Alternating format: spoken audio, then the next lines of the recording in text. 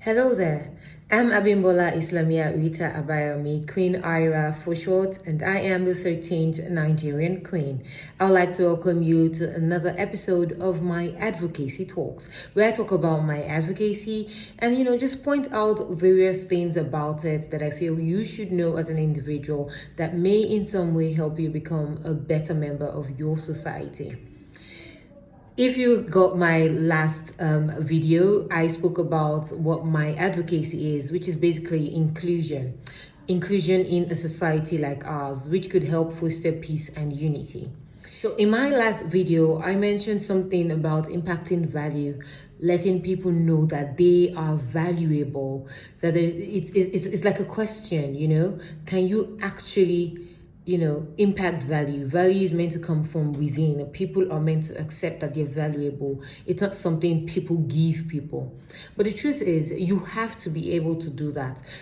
Some people have lives that they do not even understand what it means to be valuable.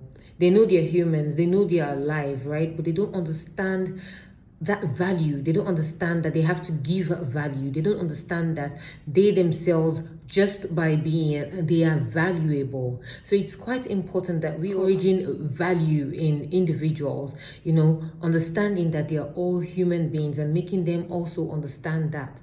Now, a way I would like to suggest that this can be done is by just the basic things around you.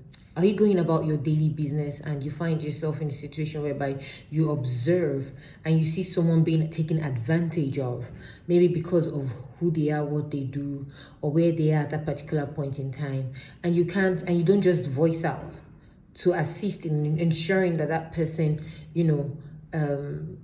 isn't taken advantage of? Have you ever been in that situation? Do you keep quiet or do you act? This is something that I have found that to some extent it makes people feel good about themselves when they believe and when they know that there's someone out there to stand for them. I'm trying my very best not to deviate from what I want to talk about today, which is value. Letting people realize their value and understand what their value actually is. They are their most valuable self, even when they have nothing, even when they're not financially all right, even when they seem not to be in the right cliques and the right circles. They are valuable for being human, just for being human. So that value, they may not understand it as individuals, but you out there, if you understand it, you are meant to show it and act it in your dealings with every single person on the streets, in your office, in your space, in your community. Treat them as human beings. That way they understand the value that they have as individuals. That is the only way that can work. Because some people have grown up in a certain atmosphere where it's quite hard to understand what it is to be valuable. And these are, like I said, the focus of my advocacy. I'd like to give a quick example.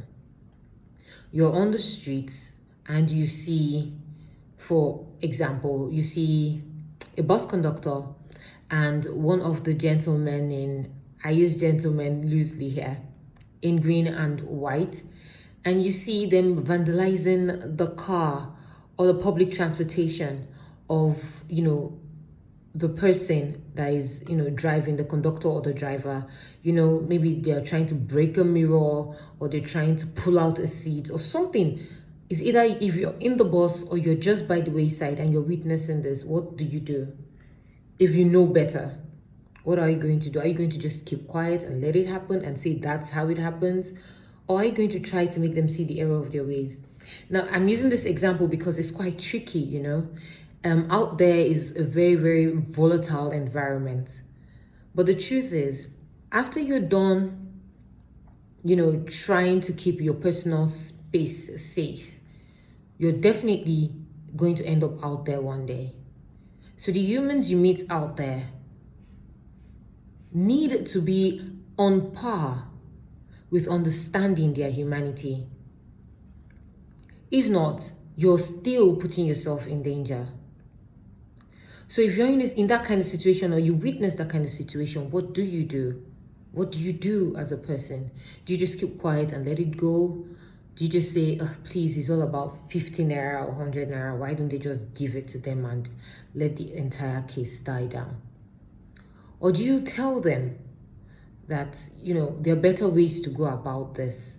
You don't need to vandalize people's properties because that's actually breaking the law. You can't claim to want to uphold the law by breaking the law. Do you try to voice out?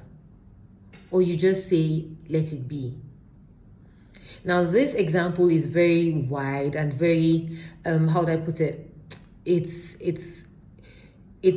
going to give you mixed reactions because one, you're thinking of your safety. Two, you're saying, oh, please, these people are really dangerous. Any little thing, they're always fighting. But it's the truth. But the thing is, you have to start from somewhere. I remember when I was in public transport, right? And then something like this actually happened. I said something. I've always believed that my voice is the greatest power that I have. That's why I try to use it as much as I can. So I did say something. I told the NURTW attendants that you're doing the wrong thing. When you vandalize the vehicle, it's going to cost more than the money that you actually need from these guys. What's the point of vandalizing the vehicle? If you really, really have a working chain, why not take down their car details, the bus details, and report them for not making, the returns that they're meant to make, or however it is that space works? Why not report them? I mean, definitely if they're passing here today, they're going to pass here another day. Well, obviously, I was totally ignored. Yes, I was ignored. But the thing is, at that point in time, when I spoke up, other people did speak up too. And they said, it's wrong. Why are you doing this? You shouldn't be doing this. This is not proper, And at the end of the day, it stopped the NURTW attendant. It stopped him in his tracks, They became all rowdy and shouting, which is a very, very natural thing that they do. But the truth is, from one person speaking, others, came to a realization. And they were like, okay, it's true. This is actually not fair. Whatever amount of money you want to collect, you can't be destroying people's property, their means of livelihood, just because you want something. There's a need for there to be another way to go about this. Now, that's what I mean. On a normal day, yes, the driver and the conductor would feel bad that their vehicle has been destroyed, right?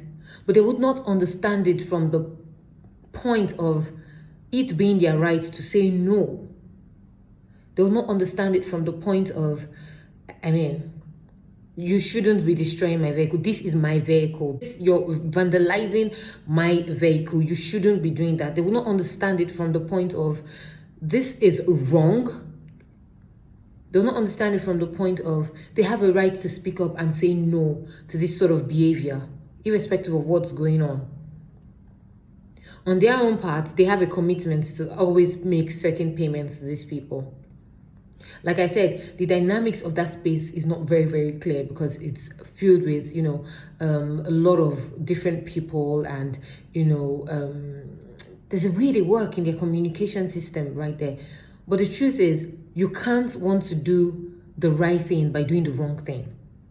Now, helping both parties to understand that in however little way that I did and others in the vehicle did later on, I don't know how far it went, but it was a start. Others who became very vocal in that particular situation would find it easier to be vocal in another situation that has to do with that same sort of thing. So how do we let people in our circle, in our communities, understand value? It starts with things like this. You just have to decide to do the right thing in any given day. And on that note, I would like to leave you with this little piece of advice. Speak up. In any situation, speak up. It may not affect you today, but it may affect you tomorrow. It may not be your cup of tea today, but it could be your cup of tea tomorrow. So speak up. Be the difference you want to see in your country, Nigeria. That's the only way we can get it right. Until next time, thank you so much for joining me on my advocacy talk for today. I hope you have a great week ahead and you impact your society positively.